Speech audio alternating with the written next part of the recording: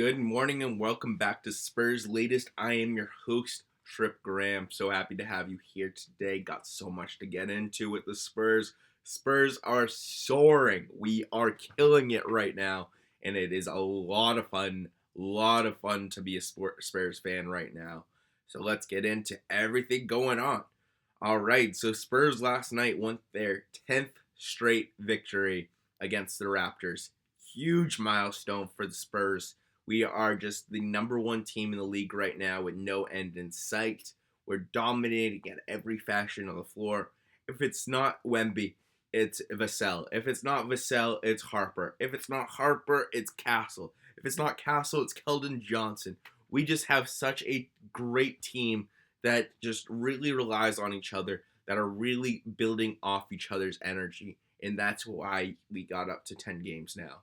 It's no coincidence. We are a machine right now. So let's talk about some of the stats. So, couple main takeaways from this game. So the top points. We are now the number 2 seed in the West. We're going to get into more standings in our next segment, but let's first talk about this 10-game winning streak with the Vassell not being able to miss in this game. We had a 12-point comeback in the fourth quarter. We really thought it was dead going into that fourth. Really personally thought we were dead in the water going into that fourth. And then the energy comes alive. Vassell came alive for us, and he could not miss. Just absolutely unbelievable game. Winning ugly is still winning. We only shot 56% from the line last night, and we were out-rebounded by 10. This just kind of shows, hey, we might be tired. That's all right. We still were able to muster up the win. And another takeaway from this game is Victor Wembanyama, if he is going to be eligible for awards this season, if he gets to the minimum, he's absolutely Defensive Player of the Year. Just an unbelievable performance from him again. I think he had up to 5 or 6 blocks last night. Just unbelievable performance from him. And yeah, we know that he is Defensive Player of the Year caliber. He was snubbed already once in his career, and I hope that he is not snubbed again at this point. All right, some other things from this game. This was like a real full team performance. Vassell, 21 points. Harper's 15 points. Castle, 13 points. Wemby, 12 points, 8 rebounds, 5 blocks, 3 assists. And Champagnie, 10 points, 6 rebounds, 5 assists. Everyone's showing up to play, and that's really the most important thing about this team. It doesn't have to be one player going out there and being the Superman every single night. We have multiple players on our team that can step up to win, and that's what's happening. And last night is a testament of how deep our roster is. This is everything that we're looking for. We're getting back to the Manu Ginobili, Tim Duncan, and Tony Parker kind of days of everyone feeds off each other's energy. Everybody knows their role. If someone needs to step up to be the scorer of the night, that's what happens. But even we can prove that we can win really ugly. We win ugly, and that's all right. There is going to be always games in the NBA where you have to win ugly, and good teams do win ugly. They figure something out how to muster a win. So that was really fun to see. Just great game last night from our Spurs. And let's talk about how this impacts the rest of our season. All right. So one of the biggest things from last night is that, the Pistons that we just beat the other night, they just beat the Thunder last night. So we just got moved up in the standings. And now we are only 1 game behind Oklahoma City.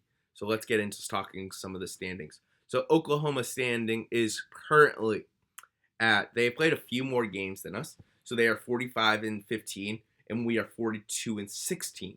So we are 2 full games right now as the standings lie, with Houston at a full 7.5 games behind us.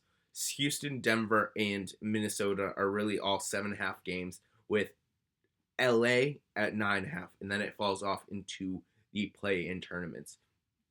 The play-in tournaments right now has Phoenix, Golden State, Portland, and Clippers. Now, I don't see those standings changing for the rest of the season. I see these teams all staying in the playoffs positions. The only ones that are really seeing switching is the Lakers at 34 and 23 and the Phoenix at 33 and 26. I worry about the Lakers' consistency, and they really need to figure out how not to be in the play-in game, because that I could see as disaster for the Lakers, who I could see making a deep playoff run if they get into the regular playoffs and not the play-in tournament. So a few things with that. The Clippers are sitting at that 10 seed at 27 and 30. They are really just holding themselves way higher than Memphis, who is 21 and 36, and Dallas and Utah obviously all dropping off there. Clippers are really tanking. They have proved that they're going to tank for the rest of the season, but they still have a playoff caliber team that can get them there, as well as Portland. Portland, I think, gets should deserve all of the credit for what they have in this roster, and Denny Avita is doing amazing for them over in Portland. The biggest thing for them, Golden State, is Golden State going to be healthy? If Golden State can get healthy by the end of the season, they should try to fight for a spot for outside the play-in tournament. So that's one of the biggest things is, will they try to catch Lakers and trying to say, hey, can we get into the playoffs without doing the play-in tournament? That'll be my biggest question for the Golden State if they can get healthy. If they can't get healthy, I don't see an outcome for it happening. But let's see how that will work out for them. Some other things with this is, Houston and Denver are, 7.5 games behind, but I really just want to make sure that we distance ourselves, where us and the OKC are really distancing ourselves. And if Shea can't play, I do see us pushing up into that first seed. So let's see if that can happen. We would love to get into that first seed, obviously, and have to play one of the worst play-in tournament teams going into the playoffs. So that would be obviously ideal for us. Other things with the standings that I want to look out, it really stinks that Memphis is kicking the bucket, because I think that their roster and John Morant are talented enough to move up in the standings, but they really are, just tanking at this point of the season. Dallas is kicking the bucket as well, saying Cooper Flag is our future. We don't really have a plan right now for this season, but, they're kicking the bucket. Utah, New Orleans, and Sacramento.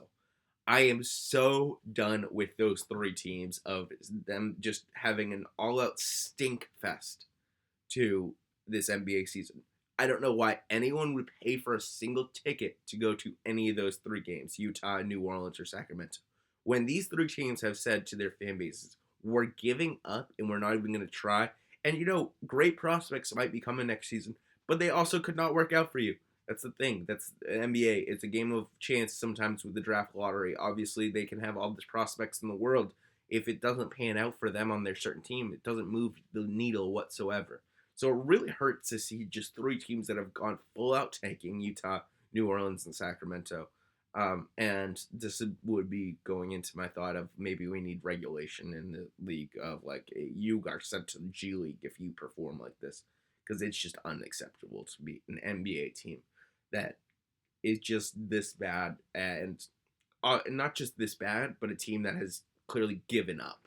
I hate that. It's absolutely my worst issue that I have with NBA is the tanking issue. And Utah, New Orleans, Sacramento has 13 wins, guys, 13 and 47.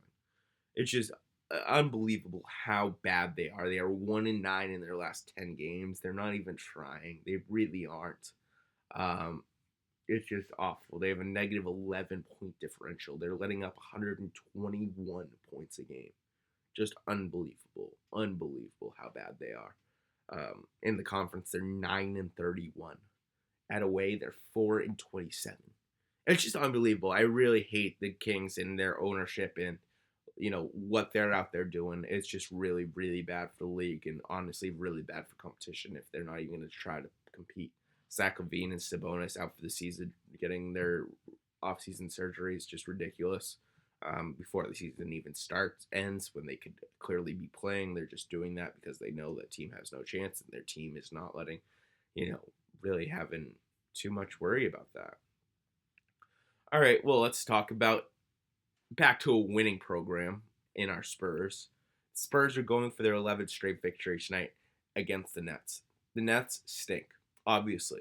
Their top scorer is Michael Porter Jr. He's a great player, but he's not a franchise carrier. Um, Big takeaways for this game is we're gonna be tired. If people think that this is a cruising victory for our Spurs, I don't think so. They're gonna be tired. I almost guarantee that. Last night was a grueling victory. It was a tough victory last night, and it's gonna be tough.